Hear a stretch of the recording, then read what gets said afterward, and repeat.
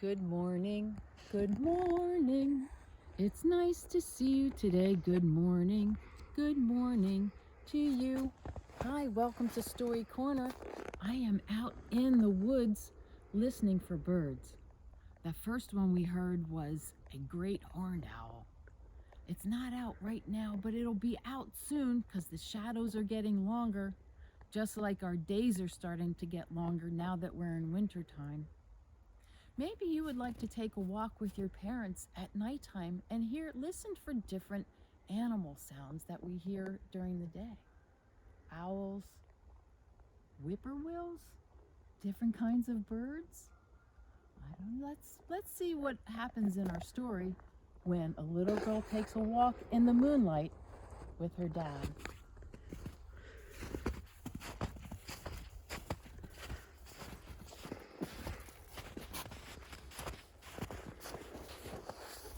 Owl Moon by Jane Yolen, and it's illustrated by John Schoenherr.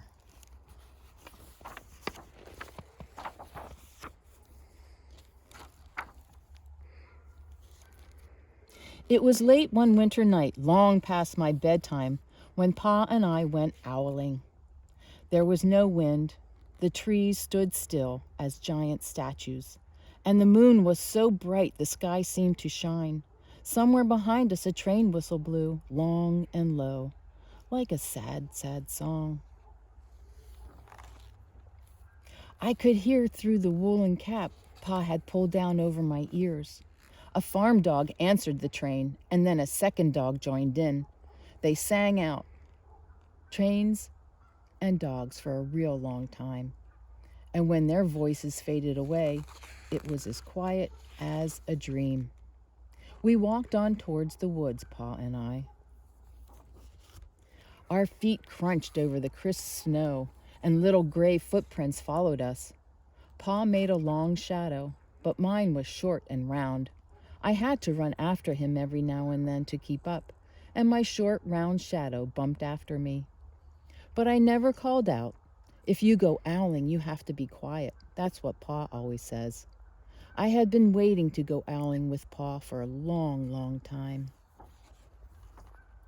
We reached the line of pine trees, black and pointy against the sky, and Pa held up his hand.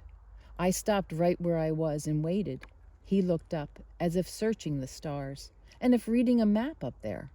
The moon made his face into a silver mask. Then he called, hoo-hoo-hooo, hoo-hoo-hooo, the sound of a great horned owl. Hoo-hoo-hooo, hoo. And again he called out, and then again. After each call he was silent, and for a moment we both listened. But there was no answer. Pa shrugged, and I shrugged. I was not disappointed. My brothers all said, sometimes there's an owl, and sometimes there isn't. We walked on. I could feel the cold as if someone's icy hand was palmed down on my back, and my nose and the tops of my cheeks felt cold and hot at the same time. But I never said a word. If you go owling, you have to be quiet and make your own heat. Sorry. Oh my. It's cold out here. We went into the woods. The shadows were the blackest things I had ever seen. They stained the white snow. My mouth felt furry, for the scarf over it was wet and warm. I didn't ask what kinds of things hid behind black trees in the middle of the night. When you go owling, you have to be brave. Then we came to a clearing in the dark woods. The moon was high above us. It seemed to fit exactly over the center of the clearing, and the snow below it was whiter than the milk in a cereal bowl.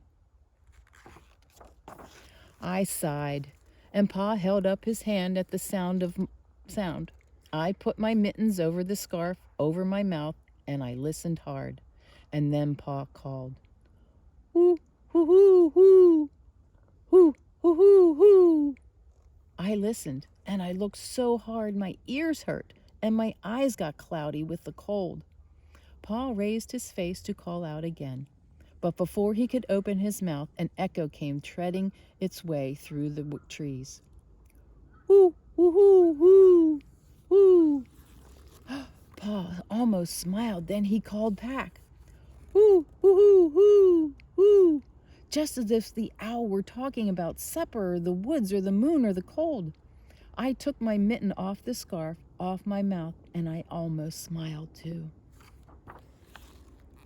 The owls came closer from high up in the trees on the edge of the meadow. Nothing in the meadow moved. All of a sudden, an owl shadow, part of the big tree shadow, lifted off and flew right over us. We watched silently with heat in our mouths and the heat of all the words we had not spoken. The shadow hooted again. Pa turned on his big flashlight and caught the owl just as it was landing on a branch. For 1 minute, 3 minutes, maybe even 100 minutes, we stared at one another. Then the owl pumped its great wings and lifted off the branch like a shadow without a sound. It flew back into the forest. "Time to go home," Pa said to me. I knew then I could talk. I could even laugh out loud. But I was a shadow as we walked home. When you go owling, you don't need words or warm or anything but hope. That's what Pa says. The kind of hope that flies on silent wings under a shining owl moon. Wow, what a great story. And what a great time to go owling in the moonlight. Hope you can try it sometime. Or just take a walk and listen to the sounds of winter at night. Happy New Year, everybody. See you next year at Storytime. Bye-bye.